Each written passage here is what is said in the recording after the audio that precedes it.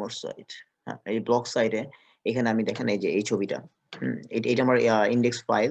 এখানে আমি আরেকটা সিএসএস ফাইল খুলতে হবে আমার, যদি আমি সিএসএস সাথে করতে চাই। সিএসএস খোলার জন্য আমার ফোল্ডার বের করতে হবে একটা। ওকে, ফোল্ডার নিতে হবে, নিউ ফোল্ডার নিয়ে নিউ ফোল্ডার নাম দিতে হবে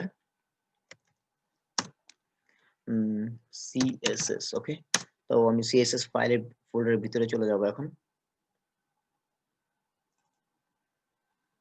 ওকে, সিএসএস ফোল্ডারের ভিতরে চলে গেলাম। চলে যাওয়ার পর আমি এখানে আমার একটা টেক্সট নিতে হবে, অ্যাজ লাইক ইন্ডেক্স, আপনারা index.html যেভাবে নিয়েছেন, তো টেক্সট ডকুমেন্ট নিতে হবে। এখানে আমি লিখলাম style.css। সিএসএস নেওয়ার সিস্টেমটা এমন। ওকে, style.css।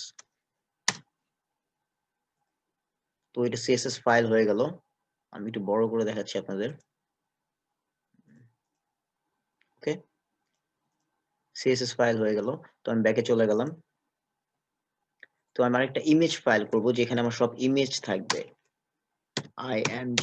ওকে, সব ইমেজ থাকবে আমার প্রোফাইলের। তো আমি ইমেজগুলো আমি ভিতরে নিয়ে যাই।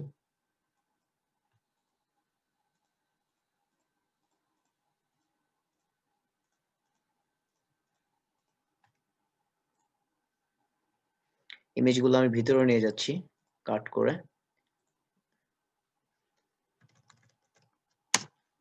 তো এখন দেখেন আমার index.html একটা ফাইল আমি ক্রিয়েট করেছি। এটাতে আমার html করব, আর css এর এখানে আমি একটা ফাইল ক্রিয়েট করেছি css style.css, এটার মধ্যে আমি css করব। তো আমি এখন দেখেন আমার index.html ফাইলটা কিন্তু এখানে আমি এনেছি, তাই না? এখন css টা কিভাবে আনবো? css টা আনার জন্য আমরা একটা কাজ করি। আমরা প্রথম থেকে আপনাদের দেখাই, অ্যাড টু প্রজেক্টে যেতে হবে। প্রজেক্টে যাওয়ার পর দেন add folder to project। Okay, add folder to project। তারপর ফাইল রেখেছি ডেস্কটপে, ব্লক ওয়েবসাইট। ওকে, তো আমি এই যে সিএসএস এ এই এই ফাইল ফোল্ডারটা আমি সিলেক্ট করে দিলাম, সিলেক্ট ফোল্ডার। তো সিলেক্ট ফোল্ডার করে দিছি, এখানে চলে আসছে আমার। এখন এখন এই যে ব্লক ওয়েবসাইট, রাইট? দেখছেন ব্লক ওয়েবসাইট আমার ইন্ডেক্স এইচটিএমএল কিন্তু নিয়েছি, এখন সিএসএস টা নিব। সিএসএস টা নিয়ে ফেলছি। দেখেন এখানে আমি কাজ করব এইচটিএমএল, এখানে কাজ করব সিএসএস। তো আমি আরেকটা লেয়ার চাচ্ছি। লেয়ারের জন্য আমার এখানে ভিউতে এসে লেআউট নিতে হবে। লেআউটে আমি কলাম দিব 2টা। তো আরেকটা কলাম হয়ে গেছে। এখানে আমি সিএসএস করব, এখানে এখানে আমি এইচটিএমএল করব। ওকে, তো আমি এই জিনিসটা বন্ধ করে দিতে যাচ্ছি। তো আমার করতে হবে, আমার ভিউতে যেতে হবে, স্লাইড বার, হাইট বার। ওকে, তো এখন আমি কি করব, আমি সব ডিলিট করে দিলাম। আমি আবার ওপেনিং ট্যাগ এইচটিএমএল এর ওপেনিং ট্যাগ ওপেন করে আমি জাস্ট এন্টার দিলাম, আমার সব চলে আসলো। Doctype. এখন টাইটেলটা দিচ্ছি new project. Okay, new project. আজকে আমরা যে প্রজেক্টটাতে হাত দিব সেটা হলো, এটাতে আপনারা অনেক কিছু শিখতে পারবেন। কিভাবে একটা ইমেল টেমপ্লেট পেজ তৈরি করতে হয়, এটা আপনার ভিডিওটা যদি দেখেন, আপনি অনেকক্ষণ পুরো ভিডিওটা দেখতে পারেন, তাহলে আপনারা অনেক কিছু শিখতে পারবেন। So okay, let's start. আমি এখন দেখাচ্ছি আপনাদের।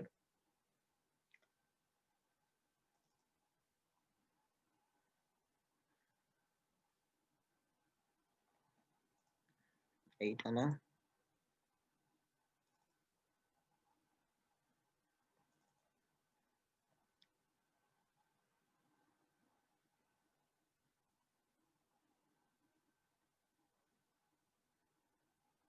আমরা এখন এই প্রজেক্টটা তৈরি করব, ঠিক আছে?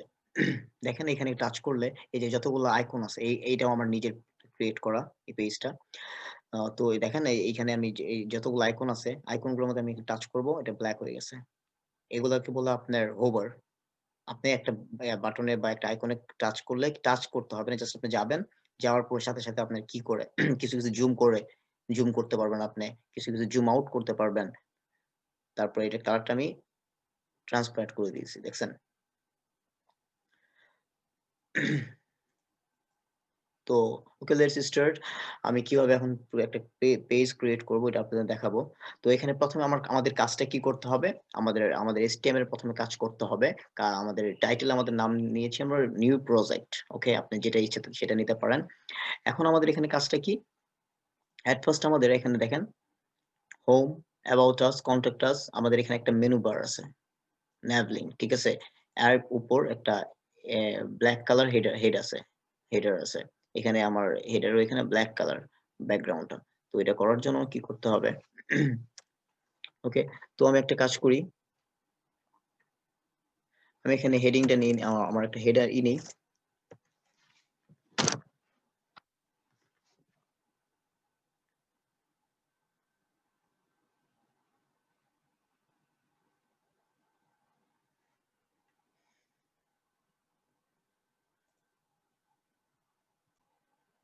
ওকে, তো আপনি যদি চান এখানে আপনাদের নতুন কিছু নিউ একটা এলিমেন্ট দেখাবো কিভাবে করতে হবে।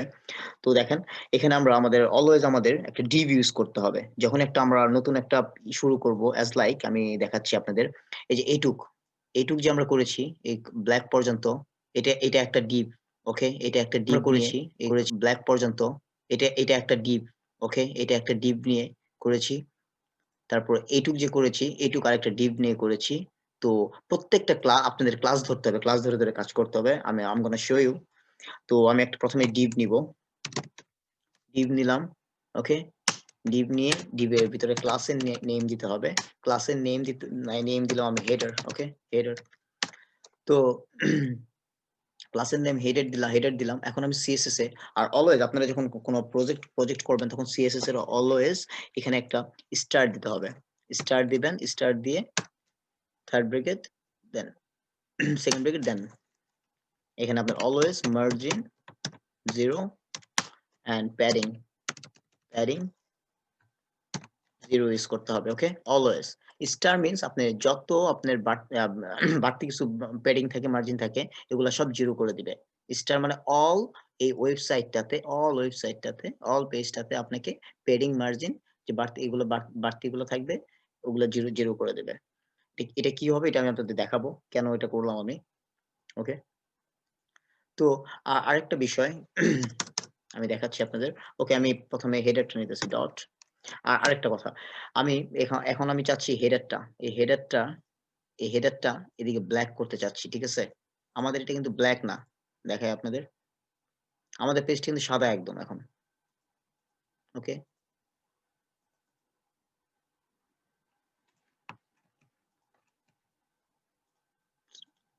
আমাদের পেজটা কিন্তু একদম সাদা, রাইট? এই যে নিউ প্রজেক্ট আমাদের টাইটেলটা।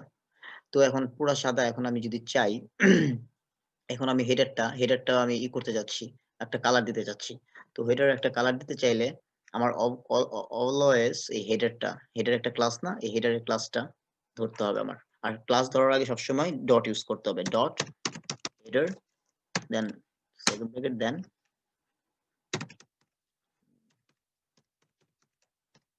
ব্যাকগ্রাউন্ড কালার আমি ইউজ করলাম ব্ল্যাক।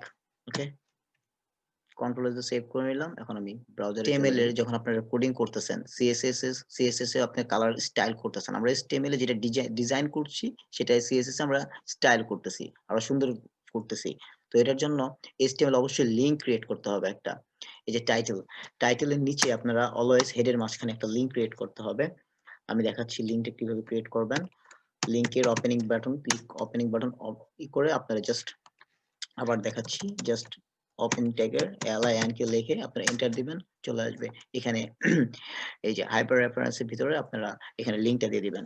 এখন লিংকটা কি আমরা দেখেন, আমি লিংকটা কিভাবে দেখাচ্ছি আপনাদের। ওকে, তো আমাদের লিংকটা কি? আমাদের লিংকটা হলো CSS ফাইল, এই যে index.html এই ফাইলটা, এই ফাইলটার CSS দেন style.css। দেখেন এই ফাইলে আমাদের যদি index.html থেকে যেতে চাই তাহলে আমাদের কি করতে হবে? at first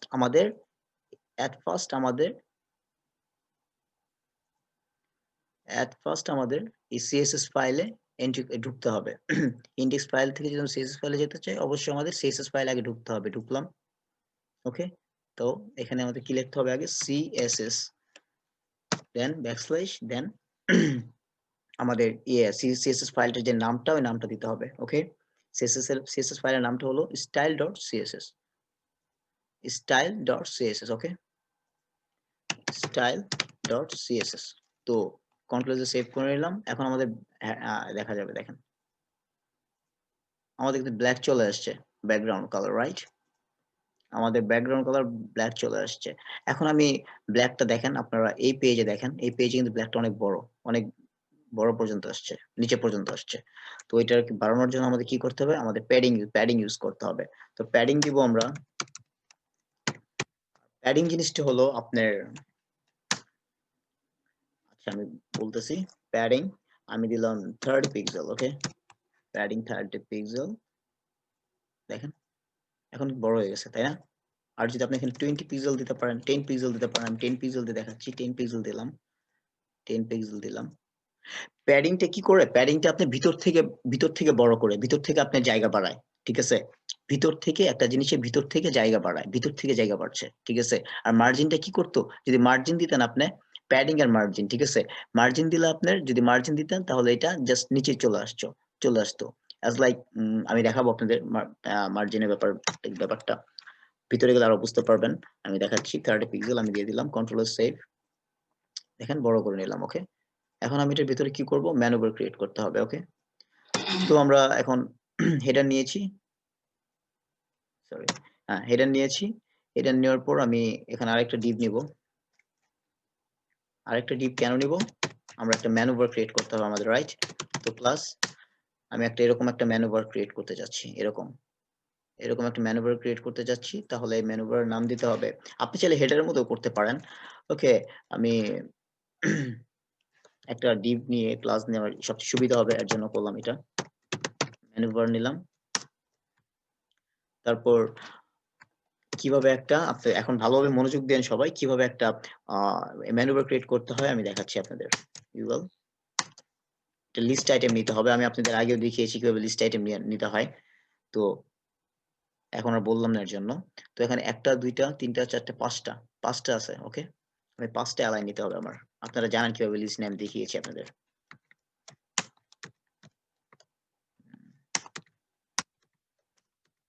ওকে, তো 5টা ফার্স্টটা হোম, আমি আমার মতো নাম দিয়ে দিচ্ছি। Okay, about us,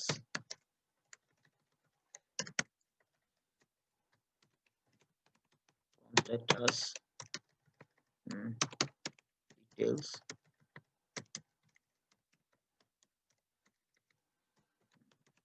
story. Okay, control A save করে নিলাম। এখন আমি চলে যাচ্ছি আমার পেজে।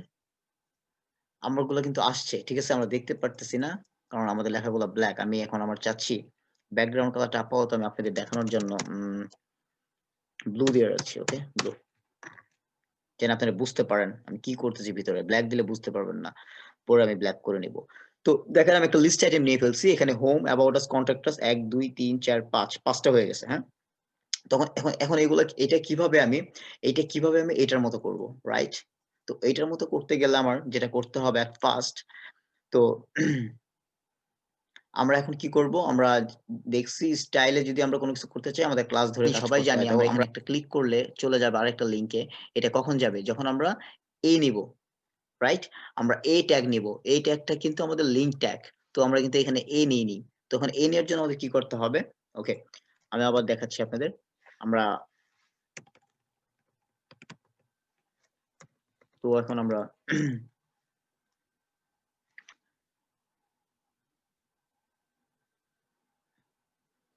ওকে, লিস্ট আইটেম নিয়েছি।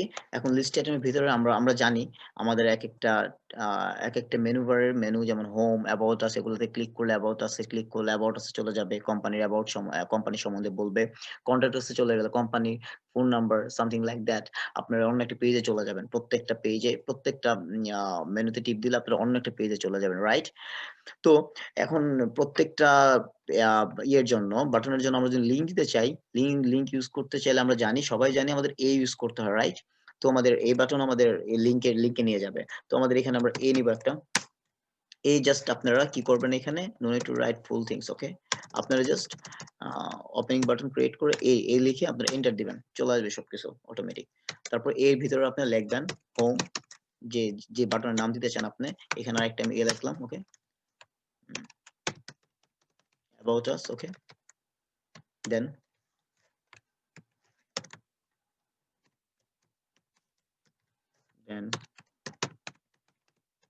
contact us, okay? Then আমি লিখলাম এখানে history, okay? Then আরেকটা লিংক। তো আরেকটা কথা, আপনারা লিংকটা কিন্তু আপনাদের অ্যাজ লাইক আপনি বলতে পারেন, ভাইয়া আপনার হোমটা কেন ওপেনিং ট্যাগ আর ক্লোজিং ট্যাগের মাঝখানে লিখতেছেন, মাঝে লিখতেছেন, কেন আপনারা হাইপার রেফারেন্সের মাঝে লিখতেছেন না? তাহলে যাবে না। না, আমরা হোম বাটনটা আমাদের ২ টা এর মাঝখানে যে বাটনটাতে ক্লিক করলে কাজ হবে, ওইটা আমরা মাঝখানে লিখব। এ ওপেনিং ট্যাগ ক্লোজিং ট্যাগের মাঝখানে লিখব। আর হোমে টিপ দিলে ক্লিক করার পর অ্যাজ লাইক এখানে ফেসবুক, এটা ফেসবুক, ওকে? আমি বোঝার জন্য বলতেছি, এটা ফেসবুক। এই বাটনটার নাম ফেসবুক। এই ফেসবুকে টিপ দিলে আপনার ফেসবুক প্রোফাইলে চলে যাবে। তো এখানে আপনার প্রোফাইলের লিংকটা দিতে হবে এইখানে। এখানে যে লিংকটা থাকবে এই লিংকটা এখানে দিতে হবে। এই পেজের লিংক বা হোয়াটএভার যেকোনো কিছুর লিংক আপনি এখানে দিতে হবে। তো আমরা ২ টা এই বাটনের মাঝখানে কি দিব? যে বাটনটার নেম, ওকে? আর লিংকটা দিব হাইপার রেফারেন্স এর এই ভিতরে, ওকে? তো কন্ট্রোল এ সেভ করে নিলাম আমরা। এখন আমরা দেখি কি অবস্থা। দেখেন প্রত্যেকটার নিচে কিন্তু আন্ডারলাইন চলে আসছে। এটা ইউজ করার জন্য, ঠিক আছে? লিংক ইউজ করার জন্য। আর এই ফুল স্টপের মতো যেগুলা এগুলা লিস্ট স্টাইলের জন্য চলে আসছে। লিস্ট ইউজ করেছি এর জন্য। তো এগুলা কিছু আমি যদি